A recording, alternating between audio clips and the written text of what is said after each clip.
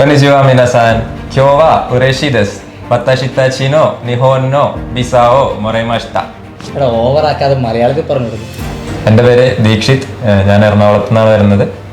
എൻ്റെ പേര് മനീഷ്, ഞാൻ കാസർഗോഡ് നിന്നാണ് വരുന്നത്. ഞങ്ങൾ രണ്ടുപേരും അജിനോറയിലെ ജാപ്പനീസ് സ്റ്റുഡൻസ് ആയിരുന്നു.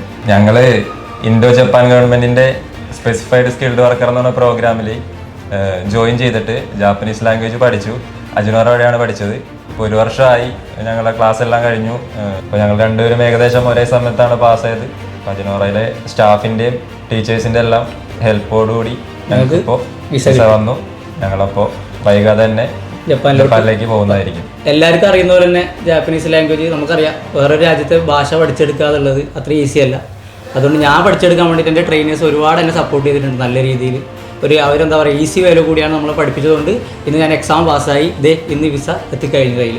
പിന്നെ വേറൊരു കാര്യം പറയാനുള്ളത്, ഇതിൻ്റെ വിസ പ്രോസസ്സിംഗ് ആണ്. നല്ല കടുകട്ടിയായിട്ടുള്ളൊരു ടാസ്ക്കാണ് ഇതിൻ്റെ വിസ പ്രോസസ്സിംഗ് എന്ന് പറഞ്ഞത്. കാരണം ബാക്കിയുള്ള രാജ്യങ്ങളെ വെച്ച് കമ്പയർ ചെയ്യുമ്പോൾ ജപ്പാൻ്റെ വിസ കിട്ടുക എന്നുള്ളത് നല്ല ബുദ്ധിമുട്ടുള്ള കാര്യമാണ്. അപ്പോൾ കാരണം അവരുടെ പാസ്പോർട്ടിന് അത്രയും പവറുണ്ട്. അപ്പോൾ അങ്ങനെ ഒരു രാജ്യത്തേക്ക് അജിനോറ വഴി ഞങ്ങൾക്കൊരു ഓപ്പർച്യൂണിറ്റി, കാരണം ഇതുവരെ ആർക്കും അറിയാത്തൊരു പ്രോഗ്രാം തന്നെ ഇൻട്രൊഡ്യൂസ് ചെയ്തു. അവിടെ ഇങ്ങനെ ഒരു ജോലി സാധ്യത ഉണ്ടെന്ന് നമ്മൾ അറിഞ്ഞത് തന്നെ അജിനോറ വഴിയാണ്. അപ്പോൾ അങ്ങനെ ഒരു ചാൻസ് വന്നു, ഞങ്ങൾ ജോയിൻ ചെയ്തു.